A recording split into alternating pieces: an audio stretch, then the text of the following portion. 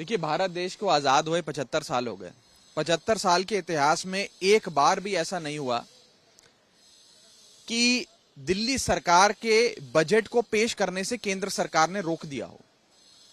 आज भारत देश की जो राजनीति है, जो सियासत है, वो इतनी खराब हो गई है क्या कि आज एक लोकतांत्रिक ढंग से चुनी हुई सरकार, प्रचंड बहुमत की सरकार, वो सरकार जो 3 बार लगातार दिल्ली की जनता का प्यार और जनादेश पाकर एक मजबूत सरकार चला रही है, आज उसके हाथ बांधे जाएंगे, उसके पांव बांधे जाएंगे। और लोकतांत्रिक ढंग से चुनी हुई सरकार अगर सदन में अपना बजट नहीं पेश कर सकती तो क्या काम कर सकती है?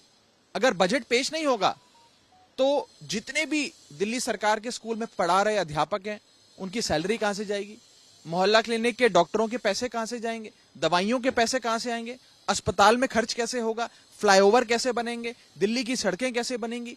तमाम चीजों को केंद्र में बैठी भाजपा सरकार रोकना चाहती। चुनाव जब होते हैं तो आप राजनीति करिए, चुनाव लड़िए, लेकिन चुनाव जब समाप्त हो गए, जनता का एक जनादेश आ गया, उसके बाद जो सरकार चुनकर आई है उसे काम करने का मौका दिया जाना चाहिए। हर चीज में हस्तक्षेप करना ये ठीक नहीं है, और आज तो अति हो गई है। अब मुझे लगता है इनके पाप का घड़ा इतना भर गया है और पानी नाक के ऊपर निकल गया है कि इन्होंने एक सरकार का फाइनेंस बिल जो होता है, बजट होता है, उस पर रोक लगा दी कि वो बजट ना पास हो पाए। न जाने कौन सी गंदी राजनीति का एक उदाहरण देश में भारतीय जनता पार्टी की सरकार जनता के सामने प्रस्तुत कर रही है। और ये बदला मुझे लगता है ये लोग अरविंद केजरीवाल, आम आदमी पार्टी या हम आम आदमी पार्टी के लोगों से नहीं ले रहे हैं। ये भाजपा ये बदला दिल्ली के लोगों से ले रहे हैं कि क्योंकि दिल्ली के लोगों ने लगातार भारतीय जनता पार्टी को हराया। पिछले 25 साल से भारतीय जनता पार्टी दिल्ली में जब जब चुनाव लड़ी, सारे चुनाव हारी। 25 साल से बीजेपी की सरकार दिल्ली में नहीं बन पाई है। इसी का बदला शायद आज बीजेपी दिल्ली के लोगों से ले रही है कि अपनी सरकार, दिल्ली के लोगों की अपनी प्यारी सरकार बजट ना ला पाए। और ये इतिहास में शायद पहली बार हुआ है कि किसी सरकार को केंद्र सरकार ने बजट लाने से ही रोक दिया हो। देखिए, आम आदमी पार्टी की सरकारें दिल्ली में हो या पंजाब में हो, वो बिना किसी राग द्वेष के काम करती हैं। We function and we work without any fear और फेवर, विदाउट एनी अफेक्शन और इल विल। हमें किसी से कोई बैर नहीं है। हमारा ये सदैव से मानना रहा है कि चुनाव जब हो तो आप खूब जमकर लड़ाई लड़ें, चुनाव समाप्त हो जाए तो सरकारें अपना अपना काम करें, बल्कि सहयोग से काम करें एक दूसरे का। इसीलिए अगर प्रधानमंत्री जी की सुरक्षा में कोई चूक हुई तो पंजाब सरकार पूरी मुस्तैदी से उस पर कार्रवाई भी करेगी। हमें, हमारे मन में कोई राग द्वेष नहीं, हमारा कोई दुश्मन नहीं है। लेकिन ये दुश्मनी जो है, ये बीजेपी के मन में ये बैर का भाव है, जिसके चलते आज अरविंद केजरीवाल जी की सरकार को पैरालाइज करने की कोशिश करी जा रही है। लोकतांत्रिक ढंग से चुनी हुई सरकार अपना बजट ना ला पाए, उसकी कोशिश करी जा रही है।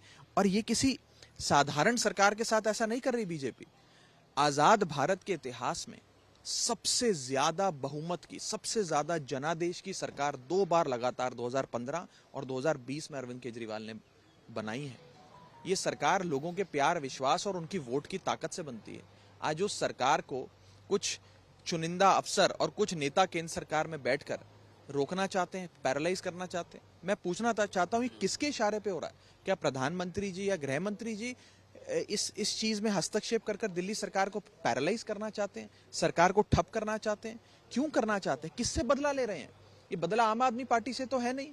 अगर दिल्ली का बजट पास होगा तो अरविंद केजरीवाल जी के निजी परिवार को या राघव चड्ढा के निजी परिवार को तो फायदा पहुंचेगा नहीं। दिल्ली की 2 करोड़ जनता को जरूर फायदा पहुंचेगा। उनके अस्पताल बढ़िया चलेंगे, उनके स्कूल बढ़िया चलेंगे, उनकी सड़कें बढ़िया बनेंगी, उनके फ्लाईओवर बढ़िया बनेंगे, सबकी सैलरी समय पर जाएगी, बुजुर्गों को पेंशन समय पर मिलेगी, मोहल्ला क्लिनिक समय पर होगा, राशन सबके घर घर पहुंचेगा। ये सारी योजनाएं तो अरविंद केजरीवाल ने दिल्ली वालों के लिए लाई हैं। अगर आज आप केंद्र सरकार दिल्ली का बजट पेश नहीं होने देती है तो आप ये सारा बदला दिल्ली वालों से ले रहे हैं, जो ना दिल्ली को मंजूर, ना दिल्ली वालों को मंजूर, ना हमें मंजूर।